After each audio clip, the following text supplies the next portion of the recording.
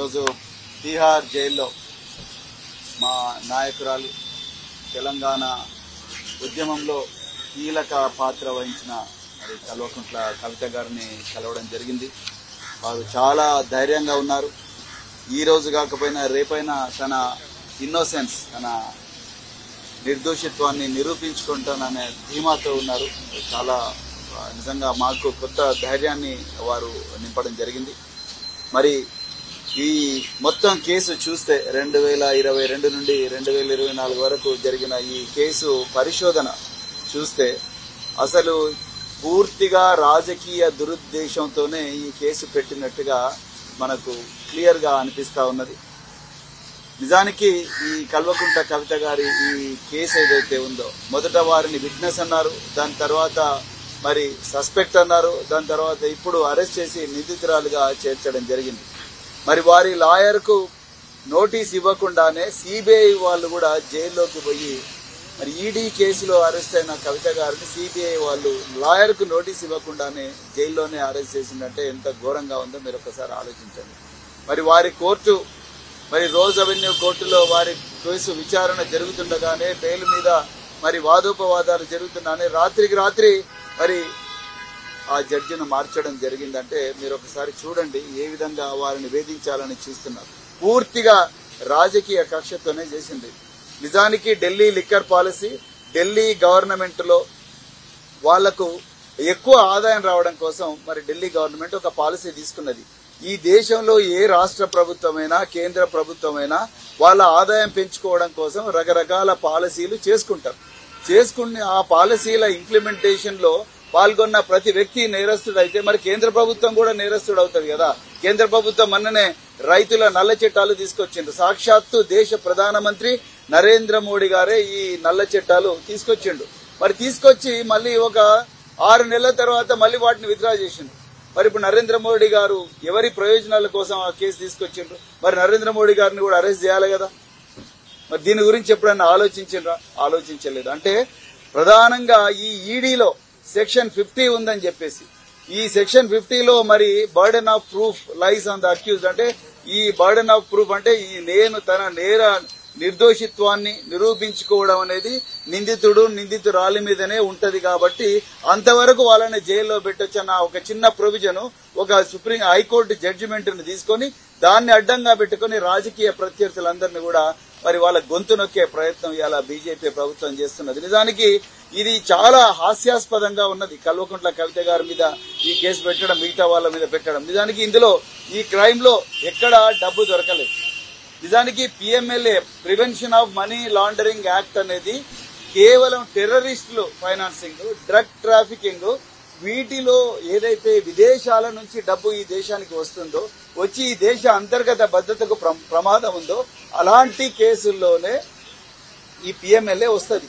Banking frauds గానీ, banking financial institutions, non banking financial institutions, chit fund companies, వీటి ద్వారా ఏదైతే మరి క్రైమ్ ప్రొసీడ్స్ జరుగుతాయో ఆ ప్రొసీడ్స్ అన్నింటినీ కూడా మరి సిస్టమ్ లో ఇంటిగ్రేట్ చేసి వాటిని బ్లాక్ మనీని వైట్ మనీగా మారుస్తున్నారన్న ఒక ఏదైతే నేరం ఉందో ఆ నేరాల వాటిని ప్రివెంట్ చేయడం కోసం 2002లో పిఎంఎల్ఏ వచ్చింది.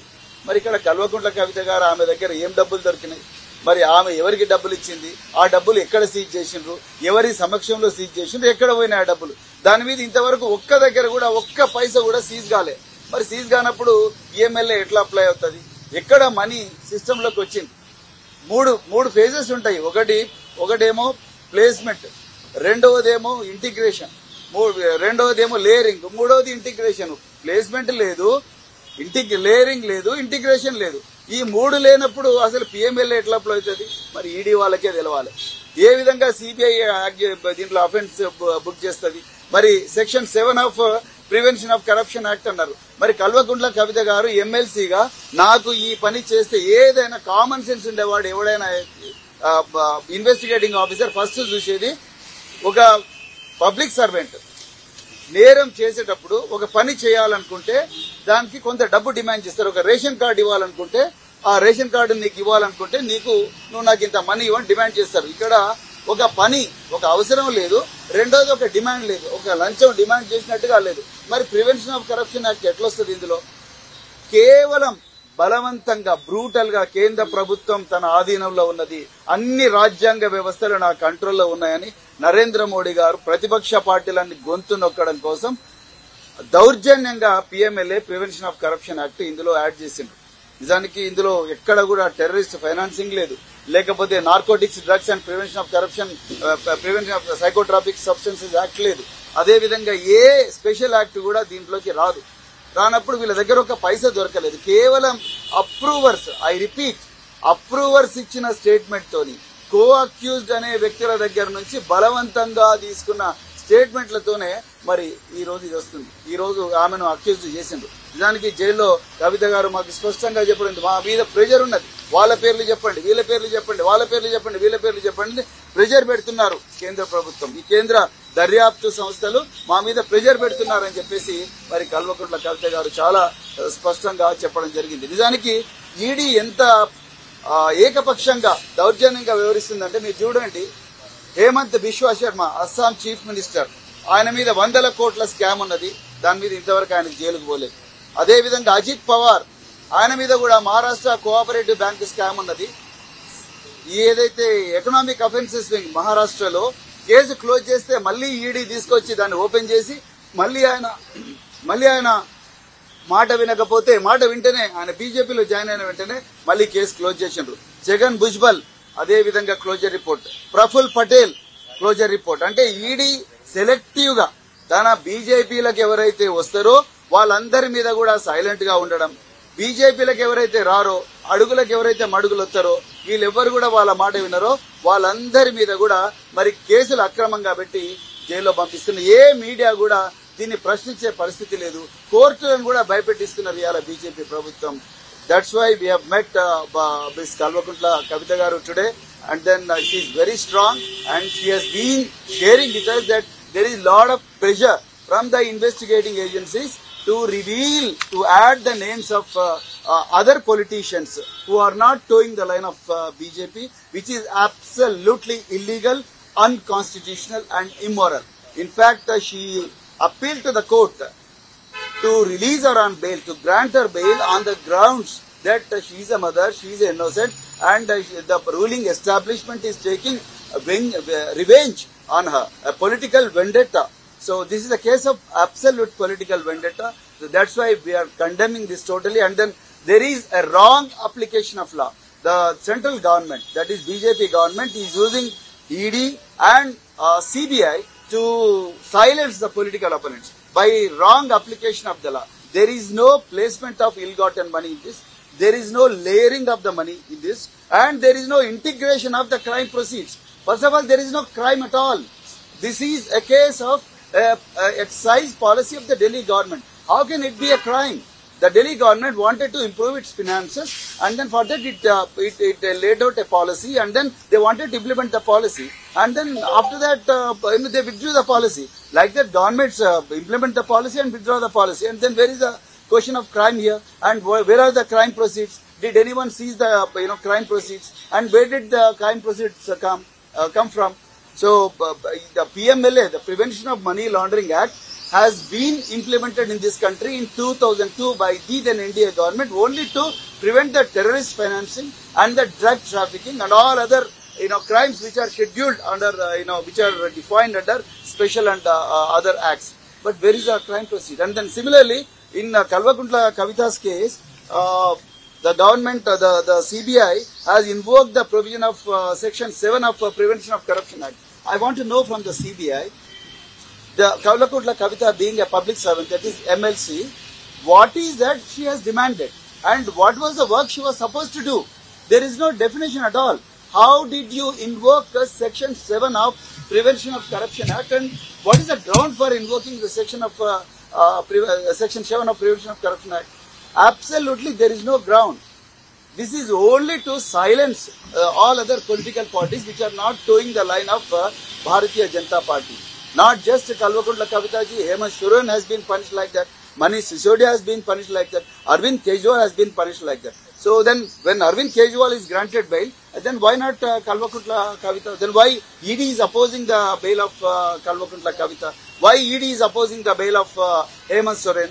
It is only because they are not towing the line of BJP. This is absolutely brazen injustice, and then political vendetta, and then entire country, all the intellectuals of this country, all the citizens of this country must oppose this arm twisting tactics of Bharatiya Janata Party, and then they should be defeated in the remaining 3 phases. South India is going to teach a very hard lesson to BJP, and then I pray to all the people of the remaining parts of the country where elections are going to happen, please defeat BJP. The constitution is under threat.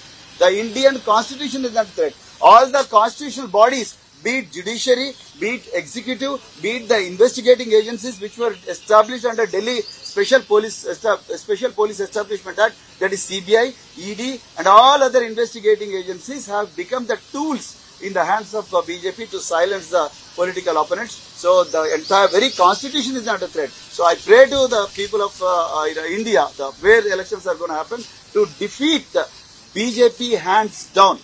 So then only the country will be saved. Then only the democratic voices will be preserved in this country. So इसीलिए मैं पूरा भारत देशवासियों को जहाँ चुनाव हो रहे आज बासे और 3 फेजेस में जो चुनाव हो रहे, भारतीय जनता पार्टी को वोट मत डालिएगा, क्योंकि भारतीय जनता पार्टी जो संवैधानिक संस्था, जो तफ्तीश करने वाली संस्था, जो चाहे वो ईडी हो चाहे वो सीबीआई हो, वो दोनों संस्था को ये पॉलिटिकल ओपोनेंट्स को साइलेंस करने के लिए, उसका आवाज को मिटाने के लिए, ये पूरा गुंडागिरी करने के लिए ये पूरा संवैधानिक संस्था को यूज कर रहे। इसीलिए मैं हाथ जोड़ के मैं बोल रहा हूँ, हमारा कल्वकुंटला कविता जी इनोसेंट है, और prevention of money laundering act और प्रिवेंशन ऑफ करप्शन एक्ट गलत तरीका से, कोई इसमें टेररिस्ट फाइनेंसिंग नहीं हुई, कोई इसमें ड्रग ट्रैफिक नहीं हुई, फिर कैसे इसको लागू कर रहे हैं। इसीलिए मैं फिर एक बार देशवासियों को ये भारतीय जनता पार्टी का गुंडागिरी को रोकने के लिए उसको हराना है और देश में जमहूरियत को और सियासत को बचाना है। मैं ये बातों से मैं आप लोगों को फिर एक बार धन्यवाद करता हूँ।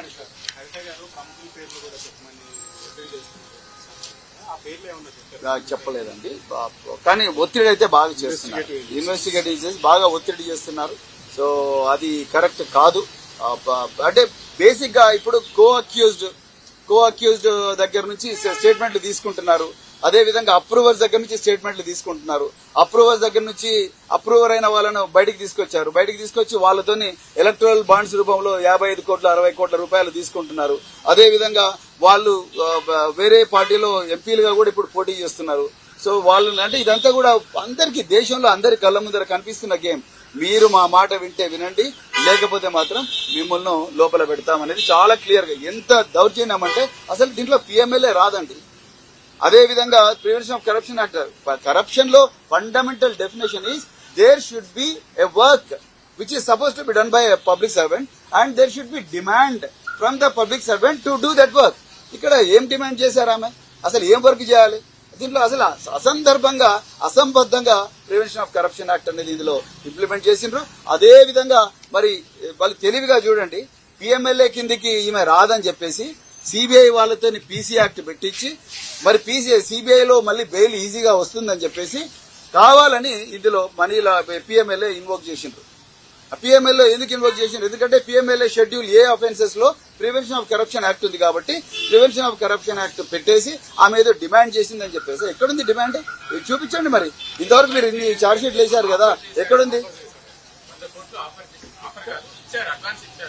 లేదండి, ఎక్కడుందండి? వేరే 100 కోట్లు, వేరే 100 crores. ఇప్పుడు మేము మోడీకి మీరు 1000 కోట్లు ఇచ్చినట్టు చూపెట్టాలి కదా. ఇప్పుడు మీకు కూడా చెప్తాను, ఎక్కడున్నాయి 100 కోట్లు మీకు ఇచ్చానంటాను. ఎక్కడ you have to seize the amount. Like prevention of corruption act లో you have to seize the money నా. ఇప్పుడు నేను కూడా పోలీస్ ఆఫీసర్ గా పనిచేశాను. ఒక్క నిమిషం నేను కూడా ఎక్కడైనా కూడా కరప్షన్ యాక్ట్ లో పీసీ యాక్ట్ లో నువ్వు you have to seize the money. ఒక ట్రాప్ పెట్టినాం అనుకోండి, ట్రాప్ చేసినామంటే ఆ ఎంప్లాయీ దగ్గర నుంచో అక్యూజ్ దగ్గర నుంచో చేసి ఆయన చేతులు కడిగి నాప్థలిన్ లిక్విడ్ తో కడిగి తీసుకుంటారు. లేకపోతే డిస్ప్రపోర్షనేట్ అసెట్ ఉంటే పోయి అక్కడ పోయి చూస్తారు, ఇంటి దగ్గర పోయి చూస్తారు. What are the declared source of income and what is the disproportionate income అని చూస్తారు. If there is a difference then they will book a case. దీంట్లో ఏముందండి? There is no seizure of money. Then how do you arrest a person without seizure of money? matter is under investigation. No. What there is a wrong application of law. You see the definition of PMLA. You see the definition of PMLA. You see the spirit behind implementation of PMLA. In 2002, Prevention of Money Laundering Act has been tabled in the Parliament only to prevent terrorist financing. You know, after the attack on Indian Parliament in 2001, 2002, so then the then NDA government wanted to prevent the terrorist financing, prevent the money coming to Indian economic system through drug trafficking. This is the spirit of PMLA. Now, how is this being misused? Presently, they are applying PMLA on everybody because there is nobody is asking. After 2002. No, there are many amendments, but in this, absolutely there is a wrong application. Where is the crime proceed? The Act clearly says the crime proceed. Where is the crime proceed? Just show me the crime. Show me the crime proceed. Physically, you have to show me the money. There is no crime proceed. Then how are you applying? Just because you have all the power and your investigating agencies, they are misusing the section, so nobody is questioning, and entire media is under pressure. Then they are pressuring the judicial system. So that's why nobody is asking these questions. So today, Bharat Rashtra Samiti asking these questions. You are applying a law illegally. You are applying a law. You are wrongly applying this law. So that's what we are trying to say. Thank you very much. అసలైన తొలి వెలుగు. Follow WhatsApp @తొలి వెలుగు official.